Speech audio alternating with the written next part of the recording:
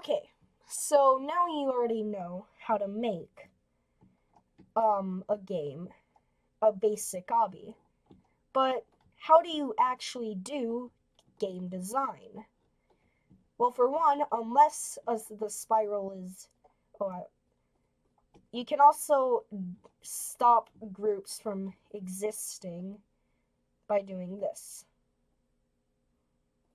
Go to model, ungroup. This makes it so that you can do things easier.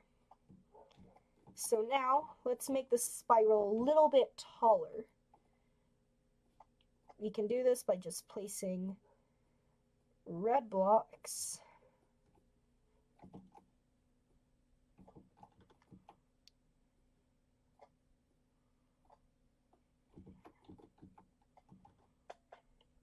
and just putting them in a circle. Important function I would like to tell you about is the copy and paste function.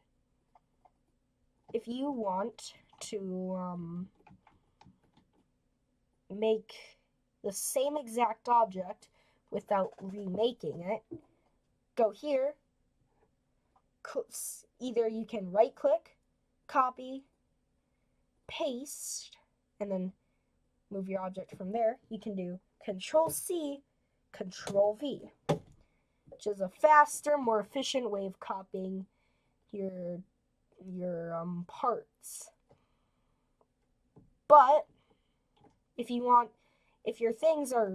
have a lot of things, you need to use this to find stuff. Like if you want to find the base plate, you can just type in base plate and you can find it there. Alternatively, you could go into it and just click it from there. But inside these, you can't just click on it. You'll have to have the name of it.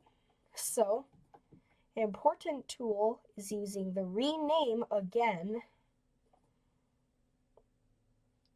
Right click on that, rename, green starting block. So there, we have a basic green starting block. So now, when I type in green starting block, we'll find it there. And any of its parents. Parents are the things that contain that thing. So let's say this spawn location, it has a decal. Decals are pictures. The picture is contained in the spawn location. The spawn location is contained in the workspace. The workspace is contained in the entire game. So yeah. So let's I don't want that. There. The workspace is the main place. I'll go over why it's important to know what stuff is in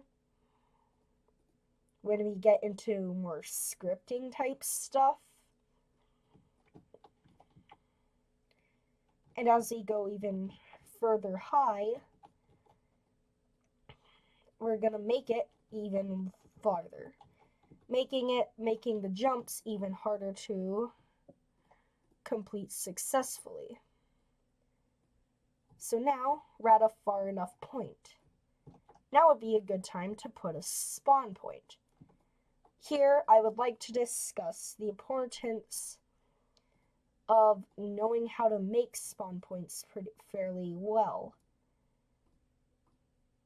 Because if you don't know how to make them well, that could be bad for your game.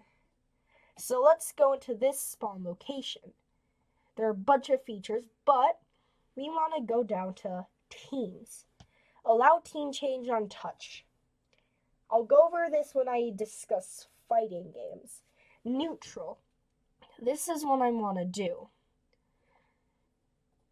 If your spawn point is neutral, that means anyone, no matter what team they're on, can spawn there at any time. So, yeah. Let's say we make another spawn point. This. let's say this is the start of a place, and this is another place. If we do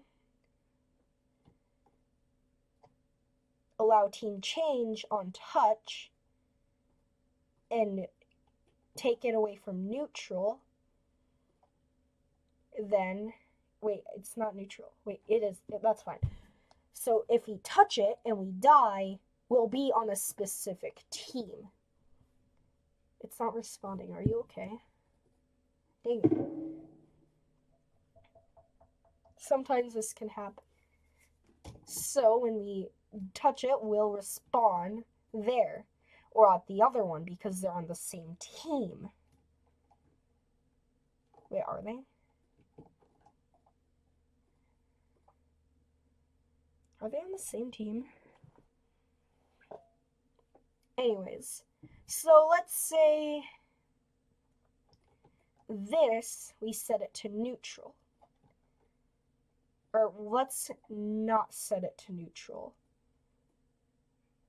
Allow team change on touch. So that means when we start it and we ever die, we'll spawn right there. Let's make this wood. And to signify it's a different thing, we should also rescale it to make it smaller. Now we should go into here, teams. Allow team change on touch and not allow it to be neutral. So when we spawn the game, we'll spawn here because the original spawn point isn't neutral, so I'm going to quickly speed this up. Another thing I would like to point out, this and this distance is 1 stud. Studs are the basic unit. I'm going to quickly change this to 1 stud. The character moves 16 studs per second, I believe. Pros at making games, correct me if I'm wrong.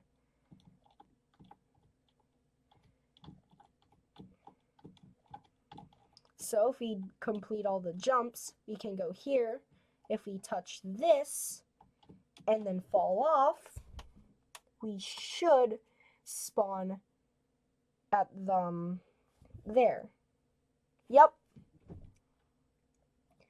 Okay, so now you figured out how to make spawn points